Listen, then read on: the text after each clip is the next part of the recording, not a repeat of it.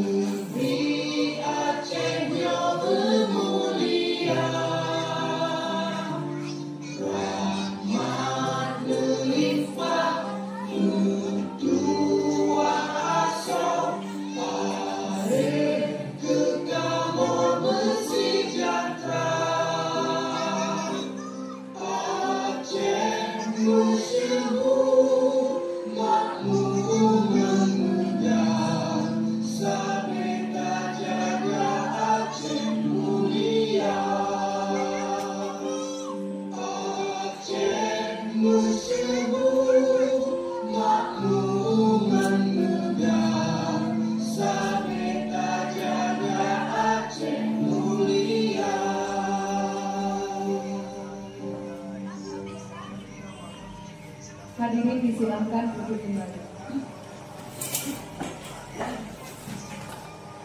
Assalamualaikum warahmatullahi wabarakatuh. Waalaikumsalam warahmatullahi wabarakatuh. Pertama-tama puji syukur marilah kita panjatkan kehadiran Allah Subhanahu wa taala yang mana atas rahmat dan hidayahnya kita dapat hadir di sekolah kita ini untuk mengikuti kegiatan acara komunitas belajar, yaitu berbagi diseminasi budaya positif di lingkungan SMP Negeri 9 Darumangkor. Tak lupa pula sholawat beserta salam marilah kita sanjung berikan ke pangkuan Nabi besar Muhammad Sallallahu Alaihi Wasallam yang mana telah membawa kita dari alam kebodohan ke alam yang penuh dengan ilmu pengetahuan seperti yang dibahasakan saat ini. Kata-kata penghormatan saya yang saya hormati Bapak Kepala Sekolah SMP Negeri 9 Darumangkor, Ibu Wakil Kepala Sekolah SMP Negeri 9 Darumangkor, Bapak Ibu Dewan Guru beserta 2 orang calon guru penggerak angkatan 10 yang akan memandu kita pada kegiatan diseminasi budaya positif di lingkungan SMP Negeri 9 Darumangkor hari ini. Saya sebagai protokol kegiatan hari ini ingin menyampaikan susunan acara diseminasi kita. Yang pertama adalah pembukaan oleh saya sendiri. Yang kedua adalah dilanjutkan dengan pembukaan secara simbolik dan resmi oleh Bapak Kepala Sekolah SMP Negeri 9 Darumangkor. Yang ketiga ada kata sambutan dari Ibu Wakil Kepala Sekolah SMP Negeri 9 Darumangkor, dan acara puncak kita yakni diseminasi budaya positif yang akan disampaikan oleh 2 rekan kita calon guru penggerak angkatan 10, ada Ibu Dewiana SPD dan Ibu Rafika Almi SPD. Yang terakhir acara kita adalah doa dan penutup. Baiklah Bapak Ibu semuanya, untuk menambah keberkahan acara kita hari ini. Bapak, Ibu tolong diisi ya absen kehadirannya. Baik Bapak Ibu, absen sambil berjalan kegiatan, silakan dilihat namanya dan ditandatangan absen kegiatan hari ini. Untuk selanjutnya, yakni acara yang kita tunggu-tunggu adalah penyampaian diseminasi budaya positif di lingkungan SMP Negeri 9 Darumangkor yang akan disampaikan oleh salah satu calon guru penggerak angkatan 10, yakni Ibu Rafika Almi SPD. Kepada Ibu Rafika Almi, saya persilakan semangat untuk mendengarkan penjelasan dari Ibu Rafika Almi. Silakan Ibu Rafika Almi. Assalamualaikum warahmatullahi wabarakatuh. Baiklah Bapak-bapak dan Ibu-ibu, saya akan memaparkan materi hari ini tentang diseminasi budaya positif di lingkungan SMP Negeri 9 Darumangkor. Nah, budaya positif merupakan perwujudan dari nilai-nilai atau keyakinan universal yang diterapkan di sekolah. Budaya positif diawali dengan perubahan paradigma tentang teori kontrol. Nah, ini konsep inti budaya positif. Yang pertama, perubahan paradigma belajar, disiplin positif. Yang ketiga, nilai-nilai kebajikan, kebutuhan dasar manusia, motivasi perilaku manusia, posisi kontrol, keyakinan kelas, dan segitiga restitusi. Disiplin positif, nilai-nilai kebajikan dan kebutuhan dasar manusia, motivasi perilaku manusia, guru sebagai posisi kontrol, keyakinan kelas, dan segitiga restitusi. Nah, pengertian dari paradigma. Paradigma adalah suatu keyakinan yang mendasari proses seseorang dalam melakukan segala sesuatu. Nah, ini berdasarkan pemikiran Ki Hajar Dewantara. Seseorang petani tidak akan berubah padi menjadi jagung jika ia menanam padi. Nah, ini pengertiannya, kita sebagai guru tidak bisa merubah murid menjadi yang kita inginkan, akan tetapi kita harus menuntun murid menjadi yang lebih baik.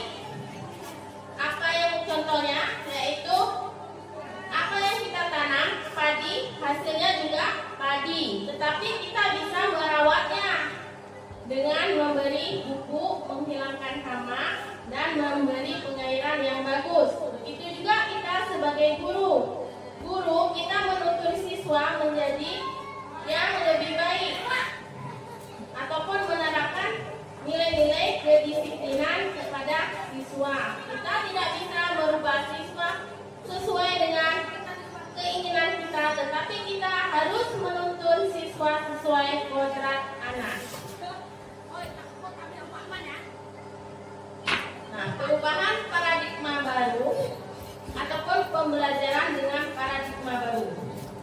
Pembelajaran dengan paradigma baru merupakan pembelajaran yang dirancang berdasarkan prinsip pembelajaran berdiferensiasi sehingga peserta didik belajar sesuai dengan kebutuhannya berdasarkan tahap perkembangan sesuai teori psikologi modern untuk mewujudkan profil pelajar Pancasila. Nah, ini nilai-nilai yang diterapkan oleh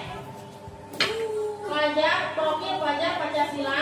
Ada kebinekaan global, bergotong royong, kreatif, bernalar kritis, mandiri, dan beriman kepada Tuhan Yang Maha Esa. Nah, teman-teman, agar destinasi hari ini tidak terasa bosan, saya akan membuat permainan untuk teman-teman. Bapak-bapak, ibu-ibu. Waktunya 1 menit. Nah, coba saya jelaskan dulu ya, ibu-ibu, bapak-bapak. Yang A itu mengepalkan salah satu tangan. Bayangkan, yang di kepalan tangan bapak-bapak, ibu-ibu itu adalah hal yang berharga. Sehingga ada teman baik menggodanya, memarahi bapak ibu dalam permainan ini ya. Kalian bapak-bapak, ibu-ibu tetap menjaga kepalan bapak-bapak, ibu-ibu. Ini berpasangan mainnya, sehingga bapak-bapak, ibu-ibu tetap menggenggam tangan bapak ibu. Baiklah, bisa kita coba dengan cara merayu atau menggoda. Jadi pasangannya. Pasangan kami ya, bapak-bapak, ibu ini contohnya. Saya langsung mati. Boleh bapak-bapak menggoda, mengkritik, memarahi, ataupun merayunya memberikan uang agar genggaman tersebut mau dibuka. Ini uang, mana cuan, mana cuan. Aku ini coba. Kok kita kasih uang tetap Ya, tapi memang harus tetap nggak mau dibuka. Nggak boleh dibuka. Kurang. Nggak mau dibuka. Oh,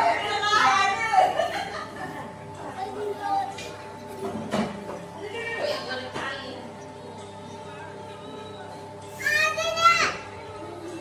Oke, yang di belakang coba praktekkan. Kakak ingin bunyi ya? Bunyi dan tak menggenggam tangannya.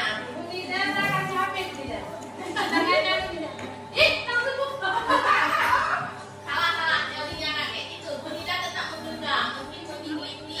Ya kata kamu sama Bu Susi tetap digenggam. Nah, ini miskonsepsi tentang makna kontrol berdasarkan William Gleason. Yaitu yang pertama, ilusi guru mengontrol murid.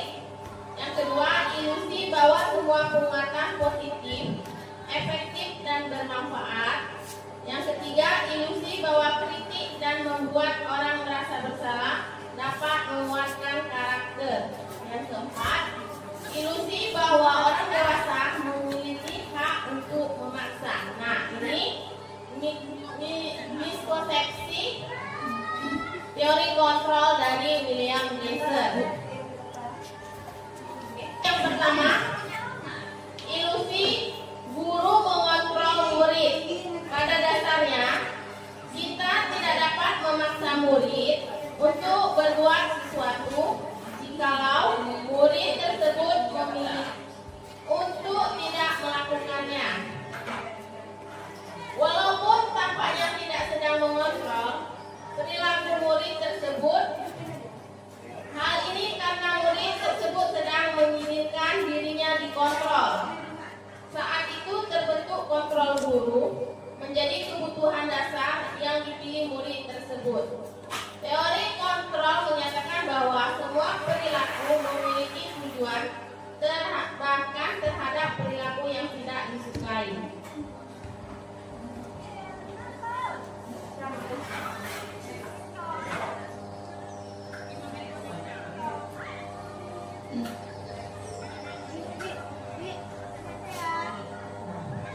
Ini Bapak-Bapak, Ibu-Ibu bisa dilihat mengubah paradigma stimulus respon kepada pendekatan teori kontrol. Stimulus respon, nah itu teori kontrolnya. Pada stimulus respon realita, kebutuhan itu kita butuhkan milik bersama, tetapi realitanya kebutuhan kita berbeda. Semua orang melihat yang sama. Teori kontrolnya, setiap orang memiliki gambaran yang berbeda. Kita mencoba mengubah orang agar berpandangan sama dengan kita. Kita berusaha memahami pandangan orang lain tentang dunia. Perilaku buruk dilihat sebagai suatu kesalahan. Semua perilaku memiliki tujuan. Orang lain bisa mengontrol saya, hanya Anda yang bisa mengontrol diri Anda. Saya bisa mengontrol orang lain, Anda tidak bisa mengontrol orang lain. Pemaksaan ada pada saat bujukan gagal. Teori kontrolnya, kolaborasi dan konsensus menciptakan pilihan-pilihan baru.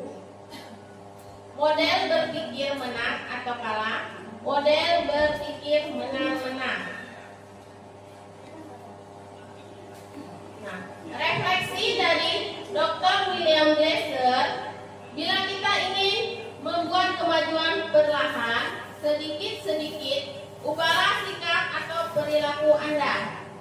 Namun bila kita ingin memperbaiki cara-cara utama kita, maka kita perlu mengubah kerangka acuan kita. Ubahlah bagaimana Anda melihat dunia, bagaimana Anda berpikir tentang manusia. Ubahlah paradigma Anda, skema pemahaman dan penjelasan aspek-aspek tertentu tentang realitas. Nah, kita ini sudah memasuki disiplin positif. Makna dari kata disiplin, biasanya disiplin itu beraturan dengan peraturan, kepatuhan, hukuman, dan tata tertib. Nah, makna kata disiplin, kebanyakan orang akan menghubungkan kata disiplin dengan tata tertib, teratur, dan kepatuhan pada peraturan dan hukuman. Padahal itu sesungguhnya berbeda, karena belajar tentang disiplin, memberi hukuman, justru itu adalah salah satu alternatif terakhir, dan kalau perlu tidak digunakan sama sekali. Nah, Bapak-bapak, Ibu-ibu, kalau hukuman itu sebaiknya tidak kita berikan kepada murid-murid kita, karena hukuman yang kita berikan maka akan membekas di psikolog anak ataupun di dalam lubuk hati anak sampai sepanjang hayat. Kalau kita memberikan hukuman, baik itu dari kata-kata maupun dari perbuatan fisik.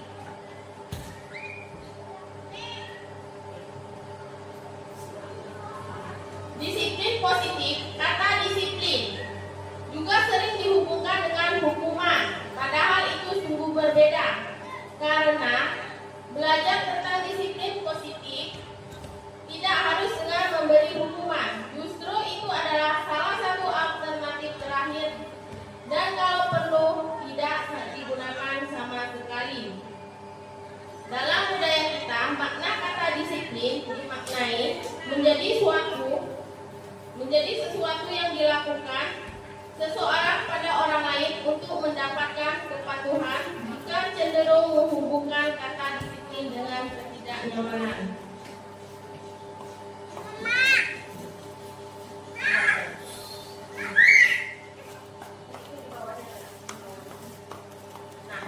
Kita sebagai pendidik, tujuan kita adalah menciptakan anak-anak yang memiliki disiplin dari diri sehingga mereka bisa berperilaku dengan mengacu pada nilai-nilai kebajikan universal, memiliki motivasi intrinsik bukan dari ekstrinsik. Nah, disiplin positif ini menciptakan anak-anak mengetahui nilai-nilai yang universal sehingga melahirkan motivasi intrinsik. Motivasi intrinsik ini motivasi yang lahir pada diri anak, bukan karena pengaruh luar. Jadi motivasi intrinsik itu berada di dalam diri anak untuk berbuat nilai-nilai kebajikan. Ki Hajar Dewantara menyatakan bahwa dalam konteks pendidikan, untuk menciptakan murid yang merdeka harus disiplin yang kuat. Disiplin yang memiliki motivasi internal sehingga kita tidak memerlukan pihak lain untuk mendisiplinkan kita. Nah, di sini artinya, misalnya anak-anak datang ke sekolah itu tidak terlambat. Agar anak-anak ke sekolah tidak datang terlambat, kita memberi motivasi, keyakinan agar anak tersebut tidak datang ke sekolah dengan terlambat. Jika kita memberi hukuman, maka anak-anak akan muncul juga motivasi, tetapi bukan motivasi intrinsik, melainkan motivasi intrinsik yang berasal dari luar karena takut dihukum oleh gurunya. Makanya siswa pergi sekolah lebih awal karena takut dengan hukuman. Kalau anak-anak memiliki motivasi intrinsik, dia datang ke sekolah lebih awal tidak dengan paksaan gurunya karena mempunyai nilai kebajikan, disiplin, dan menghargai waktu. Disiplin diri, dengan kata lain, seseorang yang memiliki disiplin diri, mereka bisa bertanggung jawab terhadap apa yang dilakukan karena mereka mendasarkan dari motivasi intrinsik dan nilai-nilai kebajikan universal. Nah, ini nilai-nilai kebajikan universal. Nilai kebajikan adalah sifat positif manusia yang merupakan tujuan mulia yang ingin dicapai setiap individu.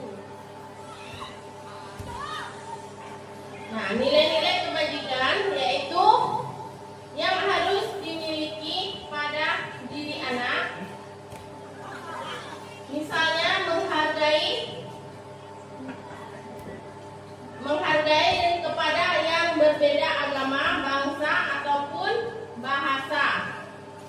Nah, ini contoh nilai kebajikan yang menurut profil pelajar Pancasila.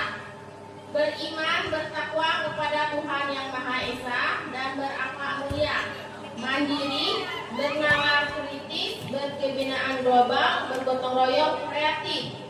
Nah, ini yang kedua, itu menurut Primary Youth Program, yaitu ada sikap nilai-nilai kebajikannya, yaitu toleransi, rasa hormat, integritas, mandiri, menghargai, antusias, empati, keinginan, kreativitas, dan kerjasama. Nah, sedangkan menurut karakter bangsa Indonesia, yaitu yang pertama, cinta Tuhan dan segenap ciptaannya, kemandirian dan tanggung jawab, kejujuran, hormat dan santun, dermawan, suka menolong, dan gotong royong, percaya diri, kreatif, dan pekerja keras, kepemimpinan dan keadilan, bukan baik dan rendah hati, toleransi, kedamaian, dan kesatuan. Nah, ini kebutuhan dasar manusia.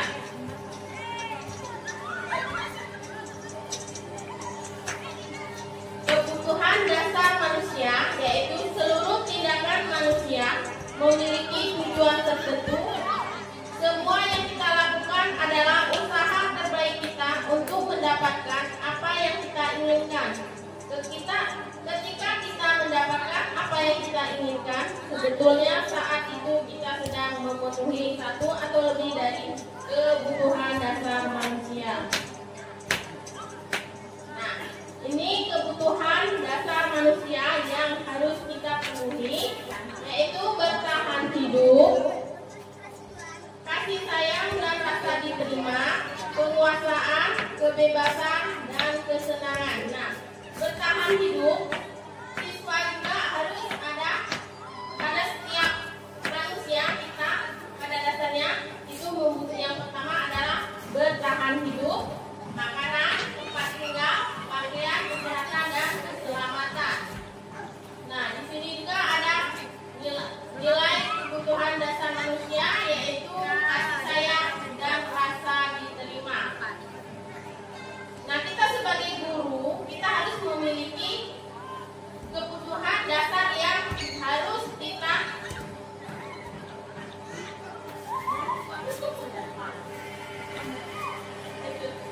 kita curahkan kepada anak didik kita, yaitu kasih sayang dan rasa diterima. Anak didik itu apabila kita menyayangi mereka, maka mereka juga akan menyayangi kita dan kita harus menerima dia. Penguasaan. Nah, yang menjadi penguasa itu bukan hanya kita sebagai guru, siswa juga berhak memiliki rasa penguasaan.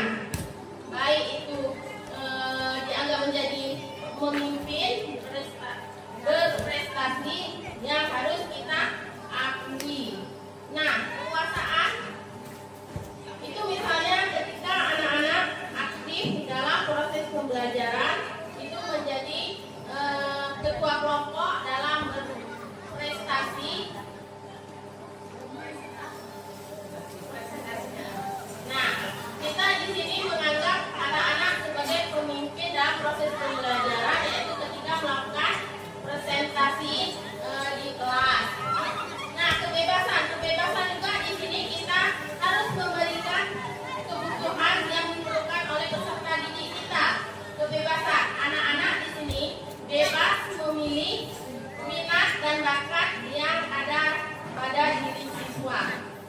Nah, kesenangan, anak-anak itu di sekolah tidak harus kita tekan, tetapi harus menjadi kesenangan mereka sehingga terciptanya suasana belajar yang nyaman, aman, dan disenangi. Nah, sekarang motivasi perilaku manusia. Motivasi perilaku manusia, nah itu dipengaruhi oleh motivasi eksternal dan internal. Motivasi perilaku manusia untuk menghindari ketidaknyamanan atau hukuman, untuk mendapatkan imbalan atau penghargaan dari orang lain. Nah, ini termasuk motivasi eksternal. Sebenarnya motivasi eksternal itu untuk murid tidak bagus ataupun tidak baik. Karena kenapa? Karena sifatnya tidak yang berasal dari dalam diri siswa, sehingga sifatnya tidak permanen dan bisa berubah-ubah kapan saja sesuai dengan keinginan siswa. Akan tetapi kalau motivasi internal untuk menjadi orang yang mereka inginkan dan menghargai diri sendiri dengan nilai-nilai yang mereka percaya. Nah, motivasi internal itu yang berasal dari dalam diri murid-murid, sehingga mereka dapat menghargai keyakinan yang ada dalam diri mereka. Nah, ini ada hukuman, konsekuensi, dan restitusi. Kalau hukuman tidak direncanakan ataupun tiba-tiba bersifat satu arah berupa hukuman fisik ataupun psikis. Untuk konsekuensi terencana atau disepakati sesuai aturan, murid tetap dibuat tidak nyaman. Sikap guru selalu memonitor murid. Kalau restitusi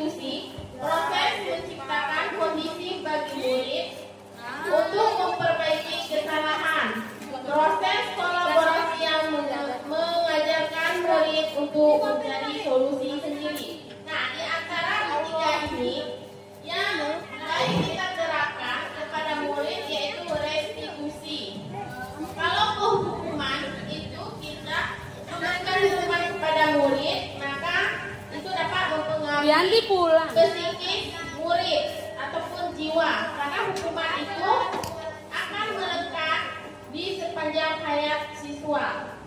Kalau konsekuensi itu juga hampir sama dengan hukuman, akan tetapi kalau restitusi kita bersama si murid kita harus bisa menjalin kolaborasi untuk menciptakan nilai-nilai keyakinan dari diri sendiri yang dapat kita sepakati antara murid dan guru, sehingga keyakinan tersebut tidak akan dilanggar lagi oleh peserta didik.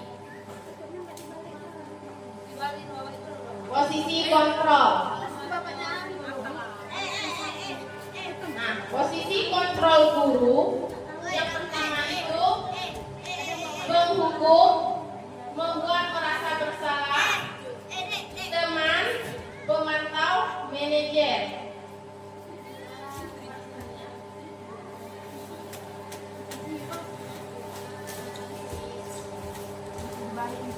Nah, ini contoh penerapan posisi kontrol pada kasus siswa terlambat datang ke sekolah.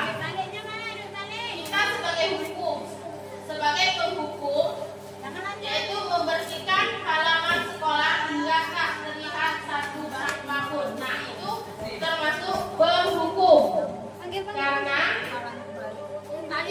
biasanya kalau penghukum itu guru menggunakan nada suara yang tinggi, seperti bersihkan halaman sekolah hingga tak terlihat sampah satupun. Kalau membuat merasa bersalah, berapa kali Bapak Ibu memberitahu kamu, kamu harus selalu jaga saja mengecewakan Bapak Ibu. Nah, ini merupakan anak-anak untuk menggali mereka membuat bersalah, merasa bersalah. Yang ketiga yaitu guru juga bisa menjadi teman sebagai dalam penerapan posisi kontrol dengan mengatakan kalimat seperti ayo dong ikuti aturan sekolah, tolong bantu Bapak Ibu ya sekali ini. Ya sudah, tidak apa-apa. Lain kali jangan berbuat seperti ini lagi ya. Nah, kita juga sebagai guru bisa menjadi teman murid dalam posisi kontrol. Selanjutnya yaitu pemantau. Kamu sudah melanggar peraturan sekolah, kamu tahu konsekuensinya. Setelah ini kamu jangan lagi terlambat ya. Nah, itu kita sebagai pemantau. Nah, ini kalimat ketika kita menjadi manajer pada posisi kontrol. Apakah kamu tahu kesalahanmu? Kira-kira bagaimana kamu memperbaiki kesalahanmu? Nah, ini posisi kontrol sebagai manajer yang sering kita gunakan agar anak murid kita memperbaikinya dengan kesadarannya, dengan menciptakan ataupun memunculkan kesepakatan yang disepakati antara murid dan guru. Nah, posisi kontrol apakah saya kecewa sekali dengan kamu. Itu posisi kontrol apa? Merasa bersalah. Ya, merasa bersalah. Kamu tidak pernah benar melakukannya. Nah, itu kita sebagai posisi kontrol penghukum. Apa rencana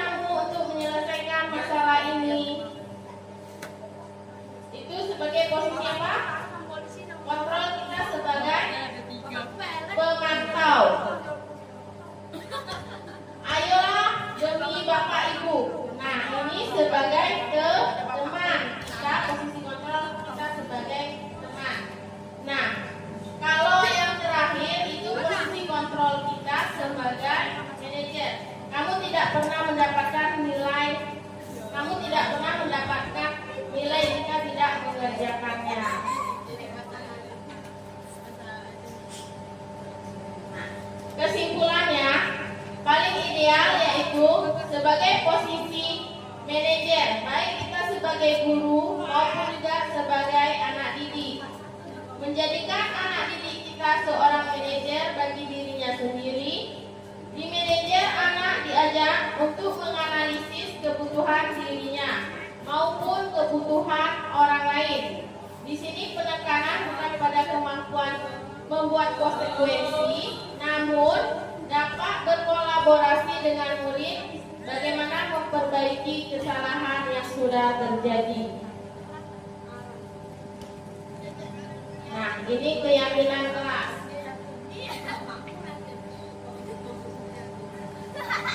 Keyakinan kelas. Mengapa keyakinan kelas dan mengapa bukan peraturan kelas? Ada yang tahu Bapak-bapak, Ibu-ibu? Apa perbedaan keyakinan kelas dengan peraturan kelas? Oke, kalau peraturan kelas itu berhubungan dengan yang namanya hukuman. Akan tetapi kalau keyakinan kelas, kita bersama-sama murid kita membuat nilai-nilai keyakinan kelas yang disepakati antara murid dan guru, sehingga peserta didik menjalankan keyakinan kelas dengan sepenuh hati, karena nilai-nilai tersebut yang berasal dari keyakinan semua peserta didik kita yang berada di kelas.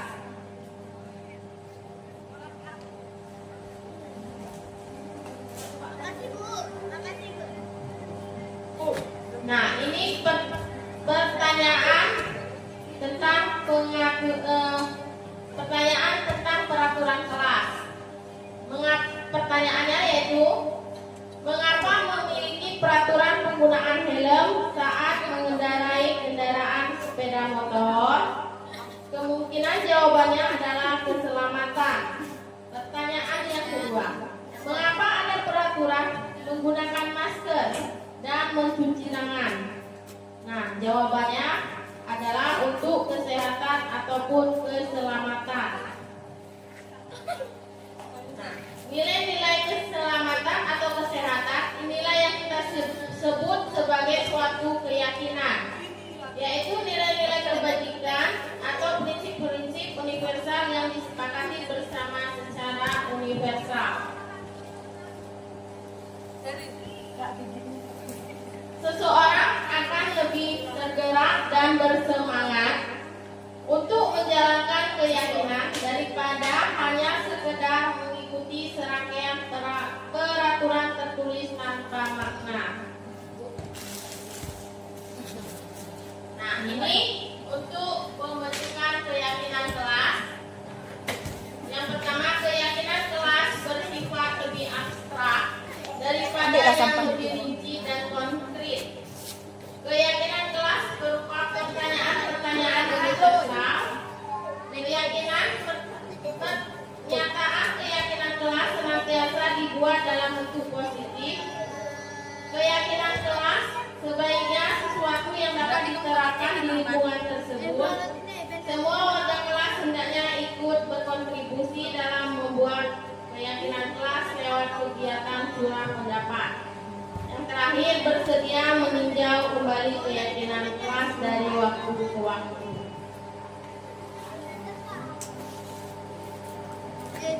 Nah, ini keyakinan kelas yang diterapkan di setiap kelas. Contohnya keyakinan kelas 1, kelas 5, dan kelas 7. Setiap anggota kelas perlu belajar. Setiap anggota kelas perlu senang. Setiap anggota kelas perlu melakukan tugas. Setiap anggota kelas perlu saling menghargai. Setiap anggota kelas perlu merasa nyaman. Nah, itu keyakinan kelas pada kelas 1. Kalau pada kelas 5, selalu bersikap positif, senantiasa menjadi diri terbaik, percaya dan menghormati orang lain serta barang miliknya, berkomitmen terhadap setiap tugas, senantiasa membantu.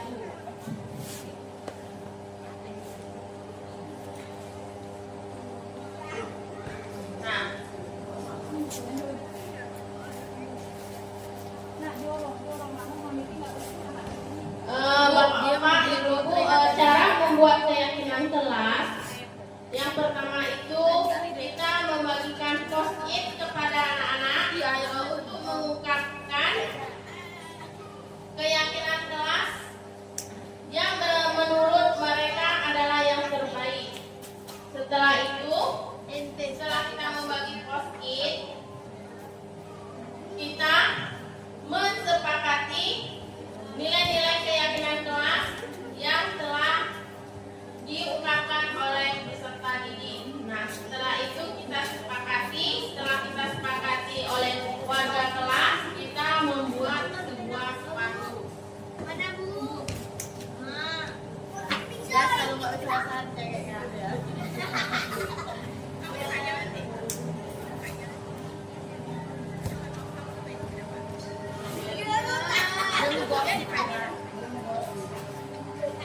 Sekarang segitiga restitusi. Iya, mau dapat remeh. Kasih tahu remeh. Segitiga restitusi yaitu suatu dialog yang dijalankan oleh guru agar dapat menghasilkan murid yang mandiri dan bertanggung jawab. Nah, ini segitiga restitusi kita sebagai guru untuk validasi. Yang pertama, validasi tindakan yang salah, menanyakan keyakinan, dan menstabilkan identitas.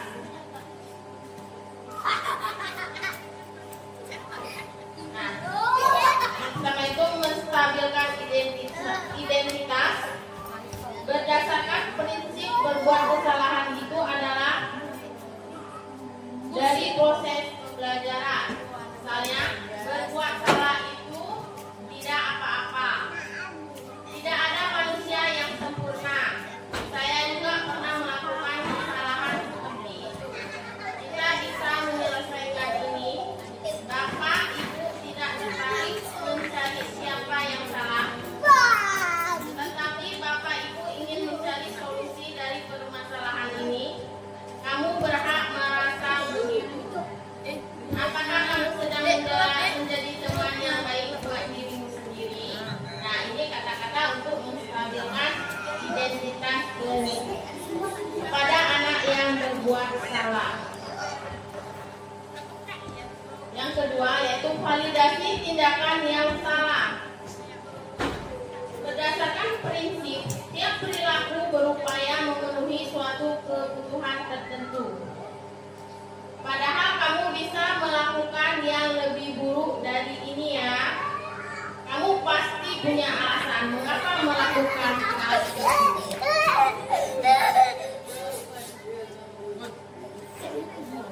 Nah, yang terakhir menanyakan keyakinan. Misalnya, apa yang kita percaya sebagai kelas atau keluarga? Apa nilai-nilai umum yang kita telah sepakati? Apa bayangan kita tentang kelas yang ideal? Kamu mau jadi orang yang seperti apa? Aman, kita nggak kawan kan Aman?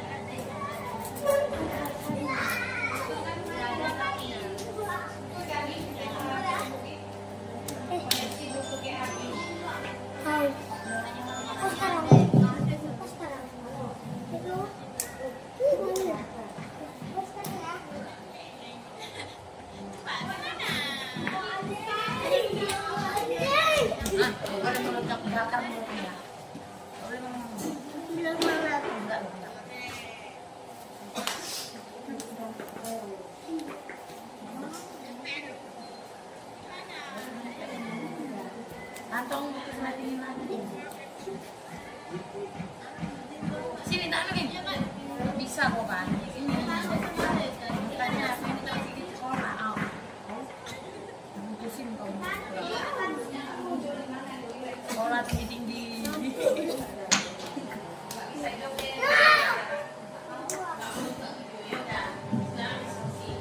Balik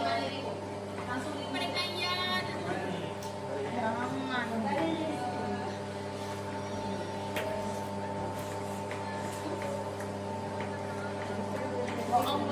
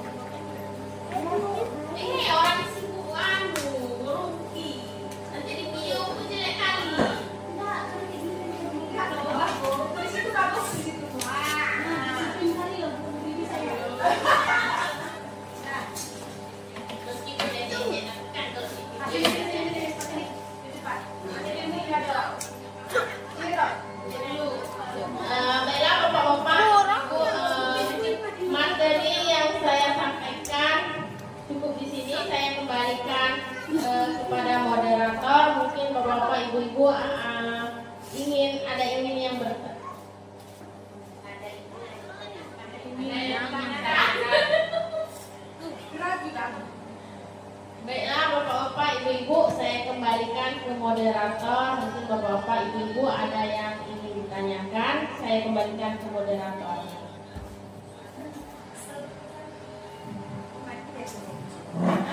Terima kasih kepada Ibu Rafika Almi SPD yang telah menyampaikan materi yang sangat luar biasa untuk kita hari ini. Baiklah Bapak Ibu, untuk sesi yang pertama kami silahkan kepada Bapak Ibu guru, mungkin ada hal-hal yang ingin ditanyakan atau menanggapi materi dari disiplin positif yang disampaikan oleh Ibu Rafika Almi. Pada Bapak Ibu, saya persilahkan. Mungkin kami tampung 2 atau 3 pertanyaan dulu. Silakan Ibu, siapa yang ingin bertanya? Bu Aida mungkin.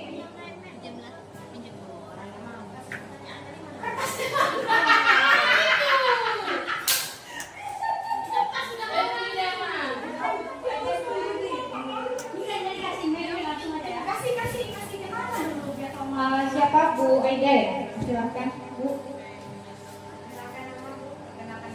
Baik, terima kasih kepada Ibu Moderator. Kenalkan, nama saya Rustina Aida. Saya dari SMP Negeri 9 Darul Makmur. Pertanyaan ini saya ajukan kepada Bu Fika ya. Bagaimana cara membuat keyakinan kelas itu tetap konsisten dilaksanakan? Udah, terima kasih. Baik, terima kasih Ibu. Mungkin ada lagi Bapak Ibu biar sekalian. Nah ya, Bu Aida tolong mic-nya ke depan Bu. Ada satu lagi pertanyaan ya. Assalamualaikum warahmatullahi wabarakatuh. Waalaikumsalam. Nama saya Midawati, saya berasal dari SMP Negeri 9 Darul Makmur. Tadi Bu Rafika Almi sudah membahas yaitu tentang praktik berbagi praktik baik. Yang ini saya tanyakan di sini, bagaimana cara membuat proses pembelajaran di kelas menjadi nyaman? Mungkin itu saja pertanyaan dari saya. Assalamualaikum warahmatullahi wabarakatuh. Ada lagi Ibu? Pak. Pak nih, teman saya. Apa Pak? Enggak apa-apa. Silakan boleh posisi. Baik, Assalamualaikum warahmatullahi wabarakatuh. Mungkin ini bukan ke pertanyaan ya. Mungkin lebih ke tanggapan. Bagaimana kita tahu? Saya tertarik dengan slide yang nomor 5 pada pemikiran yang ada dewantara. Seorang petani tidak bisa membuat padi menjadi jagung. Itu tidak mungkin. Ya, jika dia menanam padi pasti padi yang akan dibuat. Nah, di sini kita sebagai guru, ini contoh untuk anak-anak, kita tidak bisa merubah anak-anak sesuai dengan keinginan kita. Yang bisa kita lakukan hanya membimbing dan membimbing. Kalau padi, kita tidak bisa mengubah padi menjadi jagung. Yang kita lakukan hanya memperbaiki, memberi pupuk, melihara supaya cepat panen, mungkin hasilnya lebih bagus dan sebagainya. Nah, yang saya ingin tanyakan, dari contoh slide 5 ini kan harapan sama seperti visi kita. Ya, harapan kita kepada anak-anak ingin menjadi anak yang berakhlak, pengetahuan bagus. Itu kan harapan. Harapan itu bisa terjadi tidak. Begitu juga dengan saya ini. Kita udah kasih pupuk, udah kasih air yang bagus sesuai dengan takaran seperti itu. Tapi di sini kan ada hukum alam. Di mana mungkin terjadi angin kencang, banjir dan lain sebagainya sehingga padi itu tidak panen. Begitu juga dengan anak-anak, kita udah memberi mungkin bimbingan, arahan sesuai yang bisa. Tapi kalau misalnya arahan dan bimbingan yang kita berikan itu sesuai dengan apa yang kita inginkan, bagaimana menurut Bapak Ibu? Apakah Bapak Ibu langsung putus asakan? Apakah tetap berjuang terus dan mungkin ini hanya tanggapan saja, bukan pertanyaan. Terima kasih. Baik, tepuk tangan dulu untuk kita semua Bapak Ibu. Nah, ada 3 pertanyaan yang telah dirangkum di sini yang nantinya akan dijawab oleh Ibu Ratika Ami. Yang pertama dari Ibu Aida, bagaimana cara kita membuat keyakinan kelas itu konsisten dilaksanakan? Yang kedua, bagaimana cara kita membuat proses pembelajaran menjadi nyaman?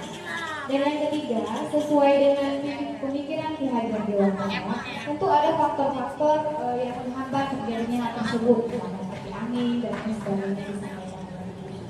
Bagaimana menurut Bapak Ibu, hal apa mungkin yang akan dilakukan? Tangan berkasa, apa mungkin akan saya serahkan kepada narasumber atau materi kita Ibu Ratika Ami untuk menjawab kepada Ibu yang bertanya.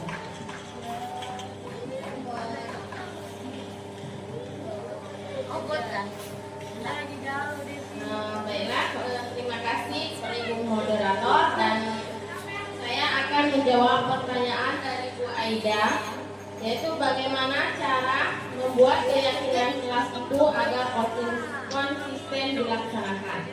Nah, kita sebelum membuat keyakinan kelas itu, kita harus terlebih dahulu membuat kesepakatan kelas pada anak-anak.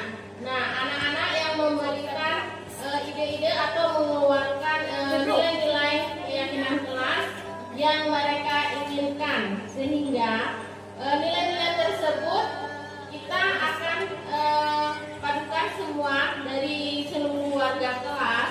Jadi kesepakatan mana yang lebih banyak ataupun lebih dominan, nanti kita pilih ada beberapa nilai-nilai keyakinan kelas. Setelah itu kita sepakati. Nah, nilai-nilai keyakinan kelas itu yang berasal dari keinginan siswa, bukan keinginan guru, akan tetapi saling berkolaborasi antara murid dengan guru. Bagaimana, Bu Aida? Ya, Paham? Ya. Sehingga nilai-nilai tersebut disepakati antara murid dan guru, sehingga murid sudah yakin melaksanakan nilai-nilai tersebut dan tidak, biasanya kalau udah sepakat itu konsisten murid-murid melaksanakan tugasnya. Oke, baiklah, saya akan menjawab pertanyaan dari Bu Nida. Bagaimana cara kita membuat peserta didik itu nyaman pada proses pembelajaran di kelas? Nah, kita itu memberi, sebelumnya kita mengetahui tentang minat, bakat, serta profil pelajar, sehingga kita tahu minat dan bakat peserta didik itu berbeda-beda. Makanya kita dapat membuat rancangan pembelajaran sesuai dengan minat dan bakat peserta didik dan profil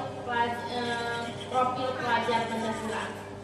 Nah, untuk kita itu, untuk mengetahuinya, kita biasanya kalau untuk minat dan bakat itu kita memberikan tes awal, ya kan, agar kita terlebih dahulu mengetahui kemampuan siswa tersebut.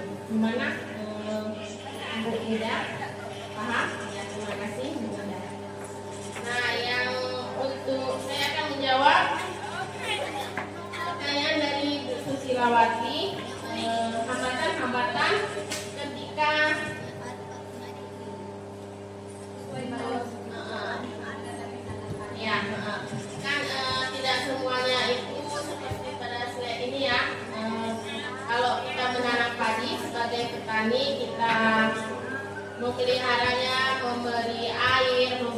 pupuk dan menghilangkan hama itu kita secara pemeliharaan tanaman tersebut agar menjadi tanaman yang berkualitas. Nah, namun kadang-kadang ada faktor-faktor yang cuaca ataupun faktor alam yang mempengaruhinya. Nah, kalau di sini kita sebagai guru, kita juga akan mendidik anak-anak, menuntun anak-anak, tapi kita tidak bisa menuntun anak-anak sendirian tanpa adanya berkolaborasi baik dengan teman sejawat, orang tua ataupun pimpinan. Nah, kita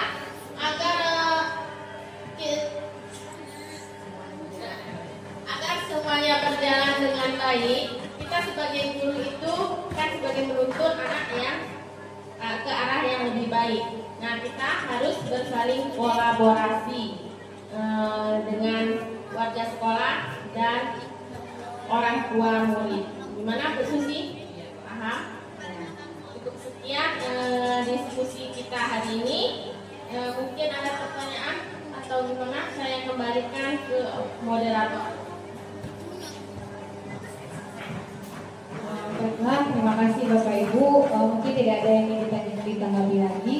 Sudah sangat menarik diskusi kita tentang diseminasi budaya positif. Kita jadi mengetahui dari sisi kontrol, mengetahui filosofi Ki Hajar Dewantara, dan bagaimana cara kita membuat proses pembelajaran yang nyaman bagi peserta didik kita.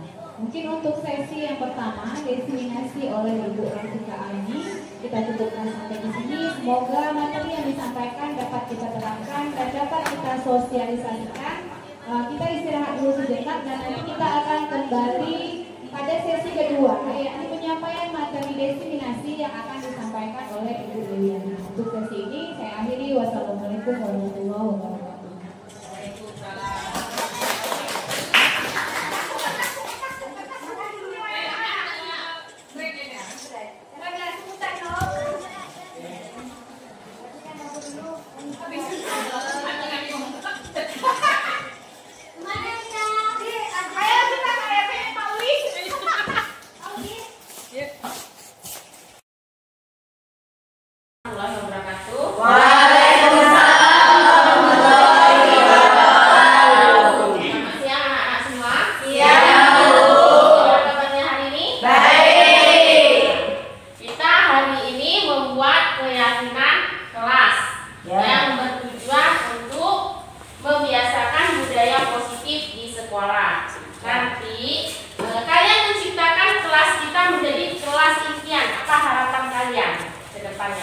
Agar kesepakatan keyakinan kelas ini kita sepakati bersama dan sehingga kalian menimbulkan rasa tanggung jawab ataupun motivasi diri untuk tidak melanggar keyakinan kelas yang telah kita sepakati bersama. Pendapat teman serta mengerjakan tugas tepat waktu. Nah, nanti Ibu bagikan kertas pos ini sama kalian tulis, setelah itu kalian tempel. Setelah kalian tempel nanti kita sepakati mana yang lebih banyak dan positif dari jawaban kalian. Ya Bu.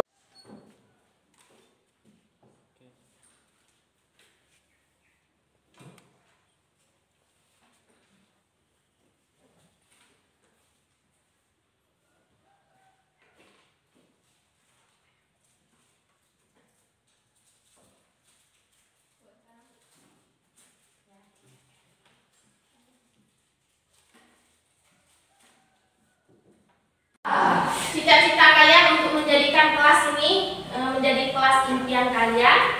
Sekarang boleh menempelkan pos kalian yang sudah kalian tulis. Silakan dari Devi.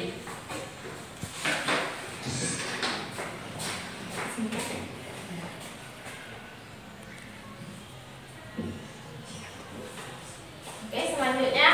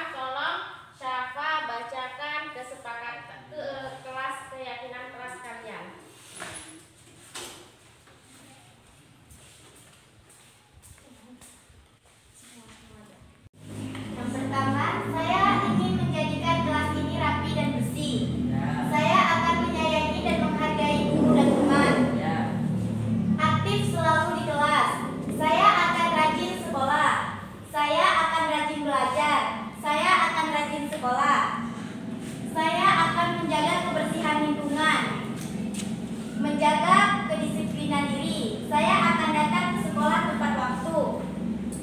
Saya akan menjaga kebersihan lingkungan. Saya akan datang tepat waktu ke sekolah. Saya akan menjaga kebersihan kelas. Dan saya akan menghormati yang lebih tua. Saya akan selalu rajin belajar di sekolah. Terima kasih. Sehingga kalian dapat menyadari budaya-budaya positif itu dapat kalian terapkan di dalam diri kalian masing-masing, sehingga kalian tidak melanggar peraturan sekolah yang telah kita sepakati dan keyakinan kelas ini. Oke, paham kalian semuanya? Sekian, selanjutnya kita buat dalam spanduk untuk besok kita tempel sama-sama. Kita membuat keyakinan kelas kita, sehingga kalian dapat mematuhi dan meyakini keyakinan kelas yang telah kalian buat tanpa adanya paksaan, sehingga kalian menyadarinya dengan kalian masing-masing. Cukup sekian. Assalamualaikum warahmatullahi wabarakatuh.